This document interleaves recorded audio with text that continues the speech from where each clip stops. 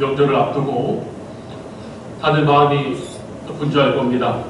가정의 주부들은 음식 준비와 손님 준비로 바쁘실 것이고, 또 청소년들은 명절에 떨어져 지내던 사촌들을 보니까 설레고 기쁠 것이고, 또 중년의 가장들은 오랫동안 뵙지 못했던 부모님을 뵈니까 여러 생각들이 교차할 겁니다. 명절에 많은 사람들이 고향으로 잠시 돌아갑니다.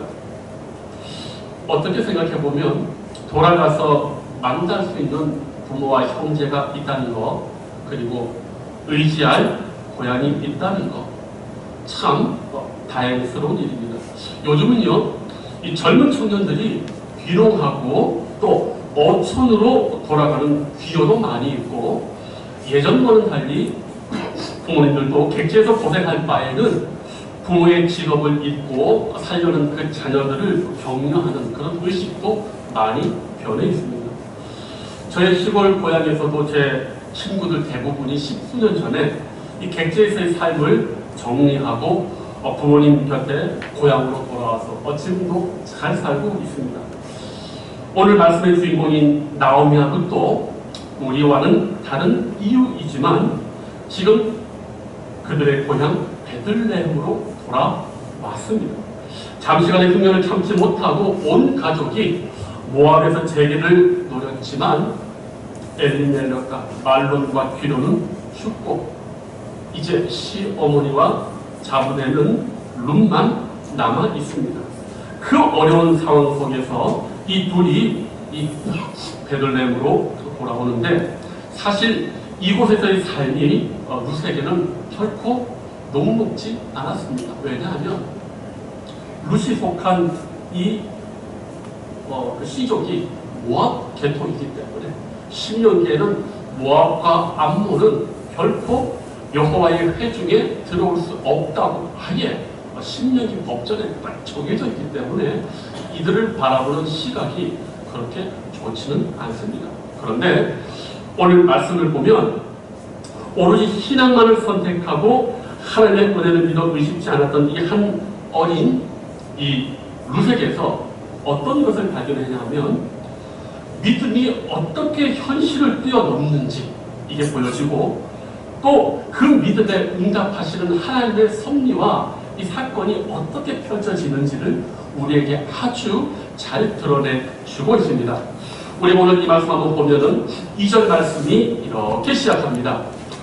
모압 여인 룻이 나오미에게 이르되 원하건대 내가 밭으로 가서 내가 누구에게 은혜를 입으면 그를 따라서 이삭을 줍겠나이다 하니 나오미가 그에게 이르되 내 따라 갈지어다. 이 말씀 보면요, 지금 베들레헴이 보리 추수를 시작합니다.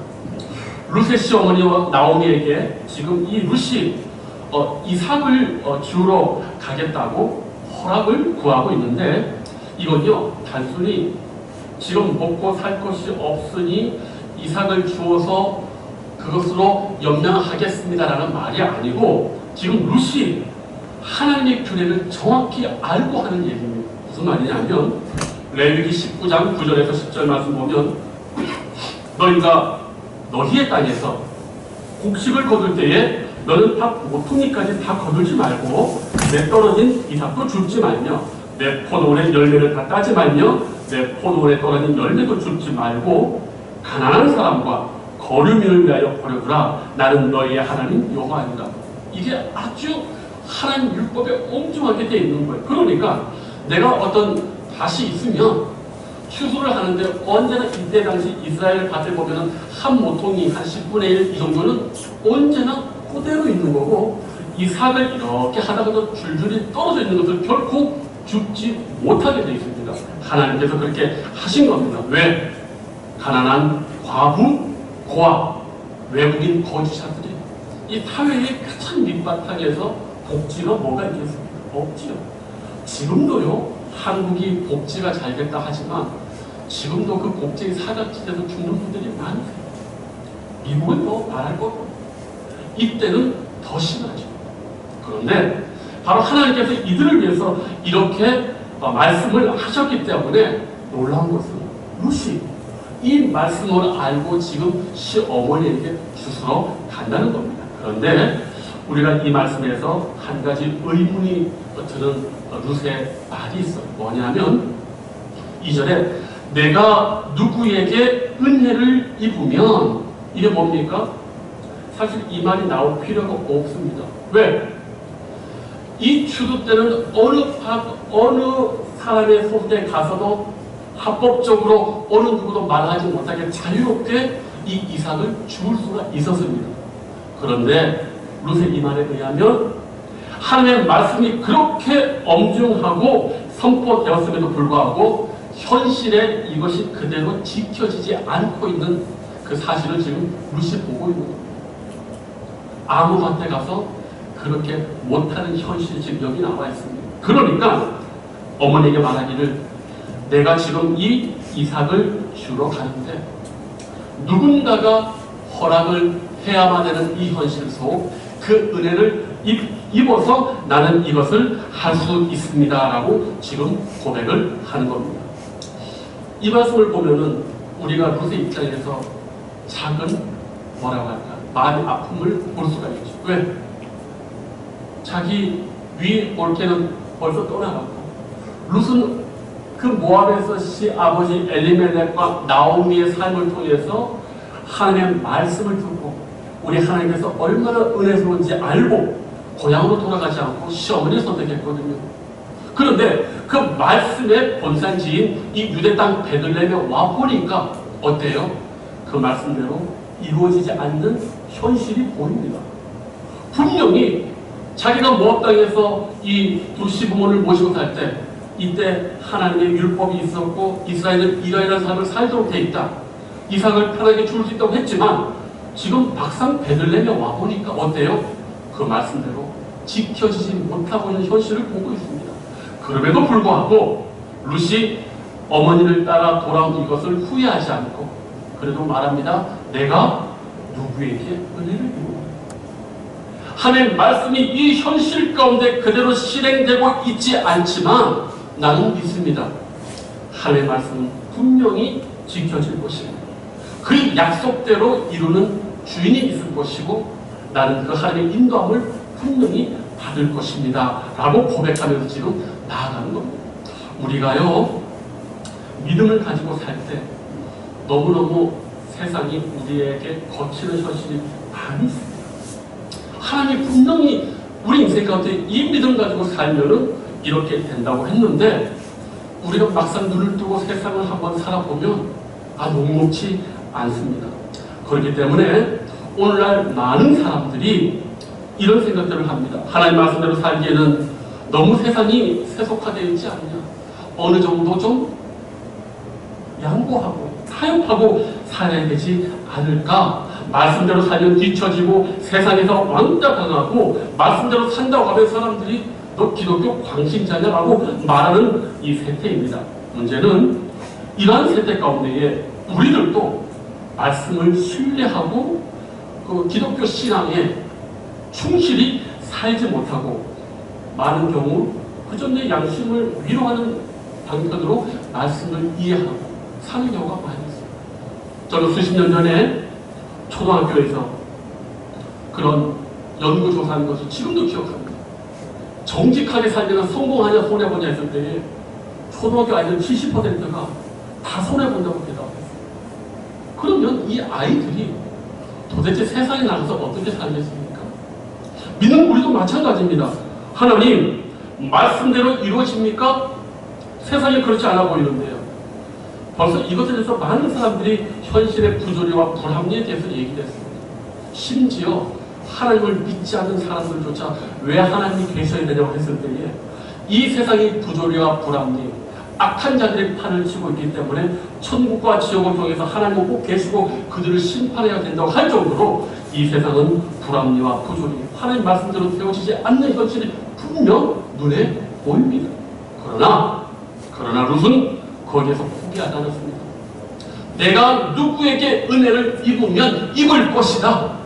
그런 믿고 나아간 겁니다. 이게 바로 믿음 있는 우리의 삶이고 하나님의 말씀을 그대로 이 현실을 뛰어넘는 그러한 믿음의 모습인 겁니다. 우리가 기억해야 될 것이 있습니다. 하나님께서 못하실 게 두 가지가 있다. 거짓말 못하십니다. 전지전능하셔도 하나님 거짓말 못하십니다. 약속을 변개치 않으십니다. 전지전능합니다. 룻은요, 이 하나님을 믿고 나아갔던 겁니다.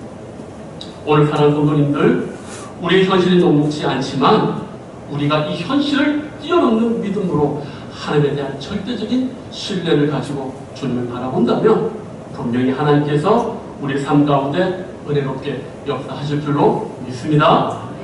이제 이 믿음에 응답하시는 하나님께서 어떻게 이 룻의 믿음에 응답하시는지를 한번 살펴볼 겁니다. 3절과 4절 말씀에 보면 이런 말이 있어요. 3절에 룻이 가서 베느냐를 따라 밭에서 이삭을 줍는데 우연히, 또 4절 마침 보아스가. 여기 이 말씀 보면 성경과 어울리지 않는 단어가 두 가지가 있습니다. 뭡니까? 당혹스럽지 않습니까? 어떻게 성경에 이 단어가 나올 수가 있을까요? 뭡니까? 우연히. 또 뭡니까? 4절에 마침. 우리는요, 이런 말들을, 이건 불신자들이 주로 많이 사용하는 단어입니다. 어떻게 운대가 많아서 공교롭게 운이 좋아서 쓰는 말이지, 우리는 하나님의 예정하심과 계획과 의도하심 속에 있는데 어떻게 성경에는 이렇게 쓸까? 룻이 은혜를 입고자 이렇게 둘러봤는데 마침 어떤 이삭을 베는 사람이 뭐 이렇게 낫을 들고 갔겠죠. 딱 보니까. 그래서 그 사람을 따라가는 거예요. 그런데 그 따라갔던 밭이 엘리멜렉의 밭이었다. 우연히. 근데 이상한 거는 마침 그 밭의 주인인 보아스가 그날 갑자기 마음이 동해서 그 밭에 출두를 한 겁니다. 그래서 성경이 아주 이 말씀을 재미있게 표현했어요. 룻은 우연히 따라갔고 보아스는 마침 또 거기 이르렀고. 우리가 기억해야 될 것은 뭐냐면 이 성경의 이런 말들의 어법은요, 룻이나 보아스가 어떤 의도를 가지고 밭에 갔다라는 것을, 밭에 가지 않았다는 걸 말하는 그런 성경의 관용적 용법이에요. 우리가 기억해야 될 것이 있습니다. 뭐냐면 우리에게 보이기에 우연히 보이기도 하고 뭐 이렇게 공교롭게 마침 이렇게 보이는 것이 있지만은 우리에게는 우연이 있다 없다? 없어요. 우리에게 우연은 결코 존재하지 않습니다. 문제는 우리가 이 세상을 살아갈 때에 이런 것들을 자꾸 우연으로 보는데 하나님의 축복을 놓치는 경우가 많이 있습니다. 성경에 예수님이 이런 말을 합니다. 공중에 나는 새도 아버지께서 허락하지 않으시면 떨어지지 않는다. 오늘 우리가 왜 축복을 많이 놓치냐 하면 내 생각과 내 시각과 내 판단으로 이게 하나님의 역사다 아니다라를 내가 판단하는데 문제가 있습니다. 룻과 보아스의 만남은 우연으로 보이지만 성경은 그게 우연이 아니라고 말합니다. 우리는 이걸 꼭 생각해야 됩니다. 오늘 우리에게 기쁘고 행복한 일이 있습니까? 그거 하나님이 의도하신 복 주신 것이고 오늘 하나님께 감사하는 하나님의 뜻입니다. 혹시 우리 자신을 가슴 아프게 한 일이 발생했습니까? 그거 하나님이 나에게 경고하신 겁니다.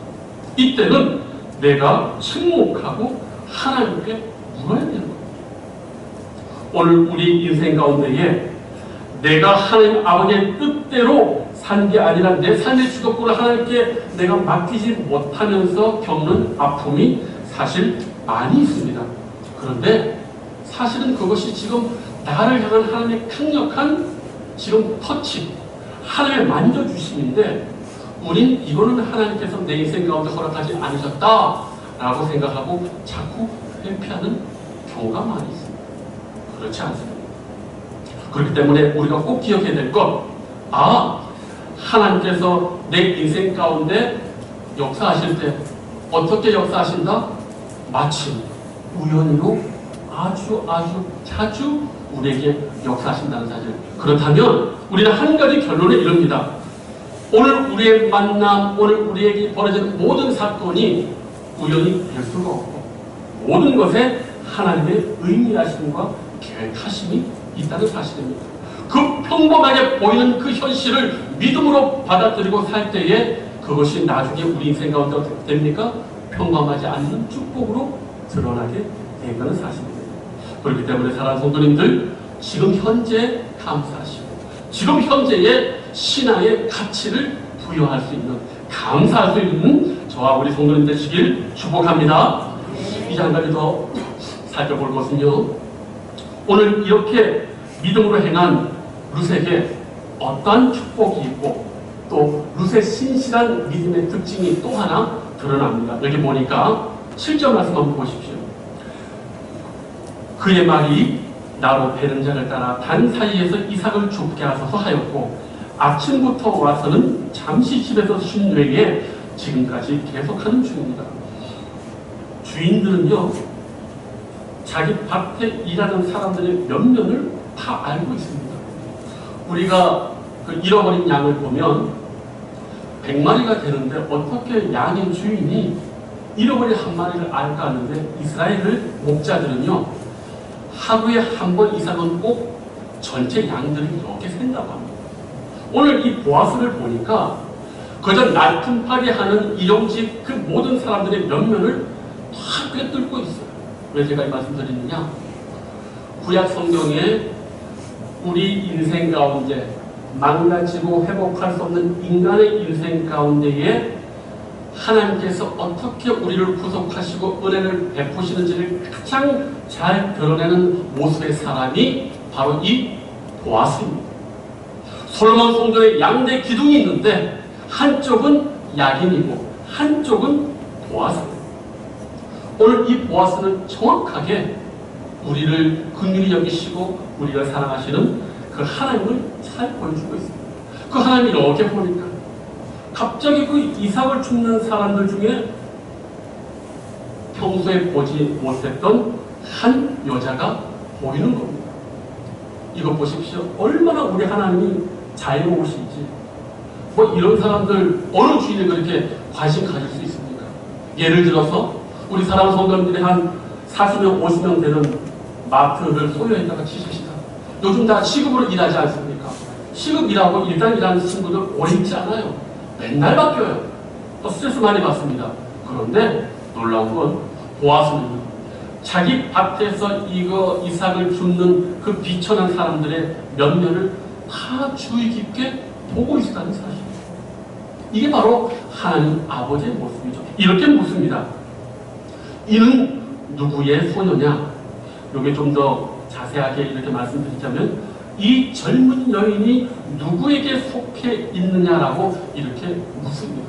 뭐냐면 이때 당시는 시족사회이기 때문에 어떤 사람을 파악하려면 그 사람이 어떤 시족, 어떤 부족에 속해 있는지를 알면 그 사람의 면면을 알 수 있기 때문입니다.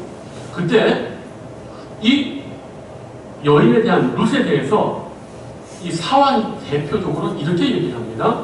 뭐냐면 그의 말이 나로 베는 자를 따라 단 사이에서 이삭을 죽게 하소서 하였고 아침부터 와서는 잠시 집에서 쉰 외에 지금까지 계속하는 중입니다. 사환도요, 이 여자를 지금 이 룻을 겪어보니까 달라요. 어떻게 달랐느냐? 모압 여인인데 어떻게 달랐냐면은 아주 성실하게 아침부터 지금까지 와서 계속 잠시 쉬는 것 외에는 일을 계속하고 있습니다. 농땡이 피우지 않고 성실하게. 이게 어떤 모습일까요? 룻은요, 그저 현실을 뛰어넘는 믿음을 말로나 한 여자가 아니라 하나님의 은혜를 간절히 구하고 힘없이 구했고 누구보다도 자신이 주어진 현실에 하나님의 축복이 임함에 대해서 성실히 최선을 다했다는 사실입니다. 다른 이삭 줍는 사람들과 달리 잠시 집에 가서 햇볕을 피하고 쉬고 빨리 와서 이 고된 일을 지금까지 쉬지 않고 계속하는 중입니다. 모압 여인임에도 불구하고. 그래서 이 룻을 물을 때 모압 여인이라고 말을 한 다음에 이 사환이 감탄해서 룻의 성실성을 이렇게 얘기했습니다. 우리가요, 이 각박한 현실을 믿음으로 이겨낼 때 또 중요한 것이 하나 있습니다. 뭡니까? 크고 작은 일이 일기에서는 안 됩니다. 매 순간마다 성실하게 하나님께서 나에게 임하실 그 축복에 대해서, 은혜에 대해서 간절히 구하고 주어진 삶에 대해서 최선을 다하는 것. 이게 바로 하나님의 축복을 받는 사람의 성실한 믿음의 비밀이기도 합니다. 많은 사람들이요, 일의 결과만을 중요시합니다. 과정을 무시하는 경우도 많이 있습니다. 그러나 더 중요한 것은 과정입니다.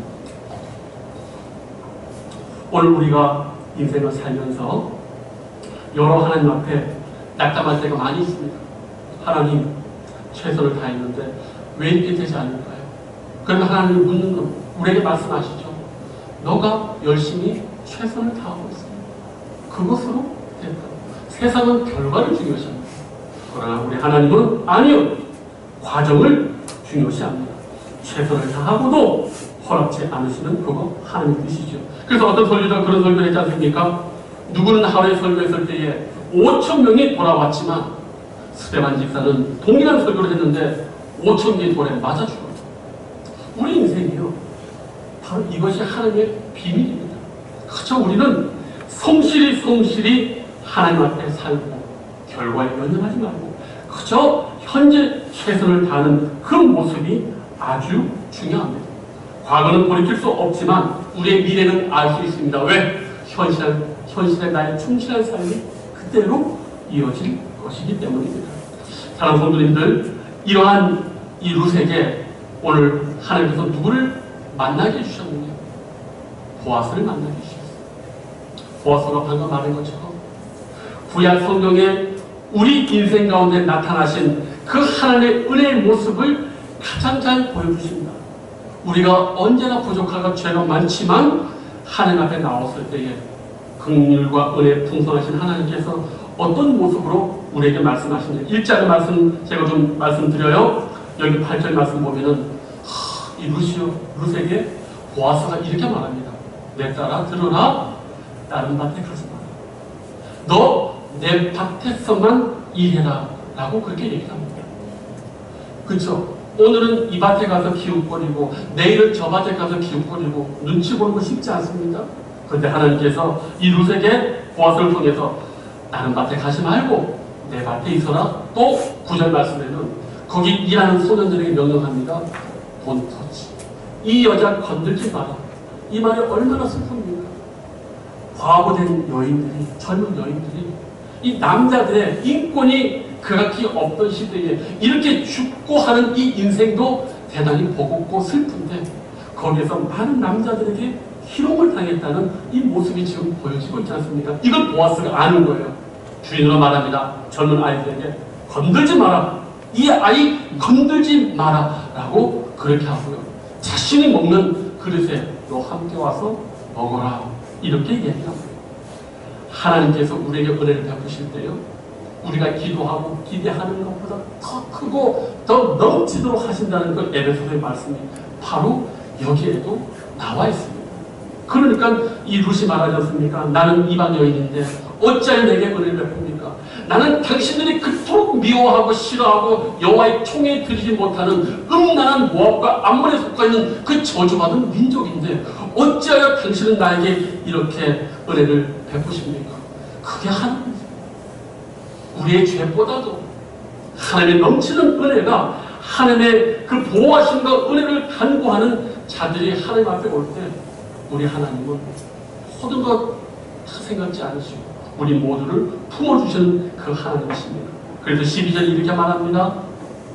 이스라엘의 하나님 여호와께서 그의 날개 아래 보호를 받으러 온 내게 온전한 삶 주시기를 원합니다. 보아스는 정확히 하나님의 모습이에요. 하나님께서 우리를 어떻게 사랑하시고 우리를 어떻게 용납하시냐? 날개로 덮으신다. 나중에 뒤에 보면요, 룻이 보아스에게 이런 구애를 합니다. 당신의 옷자락으로 나를 덮으소서. 이걸 제가 청년 때 이 말씀을 잘 알았으면 연애 편지 이걸 쓰는 겁니다. 그러니까 기독교식인 프로포즈의 말이 이거예요. 기독교식인 프로포즈의 남자가 하는 프로포즈가 이겁니다. 그 옛날에 남자나 특히 여자들이 남자에게 프로포즈 할 때 당신의 옷자락으로 나를 덮어주소서. 이게 구의 표현입니다. 맞지요? 이 이스라엘 여호와께서 그의 날개 아래 이스라엘을 품듯이 나중에 보아스가 룻을 어떻게 품습니까? 자기의 옷자락 안에 품고 그날 이 룻의 구애를 받아들여줍니다. 사랑하는 성도님들, 오늘 우리가 이 시대가 참으로 녹록지 않고 올 한 해도 녹록지 않다고 합니다. 그러나 분명히 기억할 것은 믿음은 현실을 뛰어넘습니다. 왜? 하나님 말씀은 분명히 우리 가운데 역사하기 때문입니다. 약속을 변개치 않으시는 하나님, 거짓말하지 않는 하나님, 분명히 우리의 믿음대로 응답하실 줄로 믿습니다. 그런 하나님의 은혜를 간절히 구하는 우리들에게 하나님은 언제나 보아스와 같이 은혜가 넘치고 사랑이 넘치고 배려가 넘치고 기대한 것보다 더 많은 것으로 우리의 주위를 역사하시고 많은 돕는 손길을 우리에게 허락하시는 줄로 믿습니다. 올 한해 그런 하나님의 풍성한 축복을 받아 누리시는 우리 저와 귀한 우리 신약의 성도들 되시길 주님의 이름으로 축복합니다. 기도하겠습니다. 아버지 하나님, 올 한해도 많은 사람들은 말합니다. 녹록지 않을 것이라고, 더 큰 불경기가 올 것이라고, 많은 어려움이 우리 앞에 예상에 있을 것이라고 말하지만, 그러나 주님, 우리는 믿음의 눈으로 바라보는 사람들이고 하나님의 변치 않는 약속의 말씀을 가지고 걸어가는 사람들입니다. 이 우리를 어둡게 하고 마음을 어둡게 하는 이 현실 믿음으로 이겨내게 해주시고 성실로 식물을 쌓으며 날마다 주님 앞에 은혜를 간절히 사모하는 믿음의 종들 되게 하여 주시옵소서. 그때 하나님은 언제나 보아스와 같이 우리 앞에 나타나시고 우리의 삶을 분명히 주장하여 주실 줄로 믿습니다.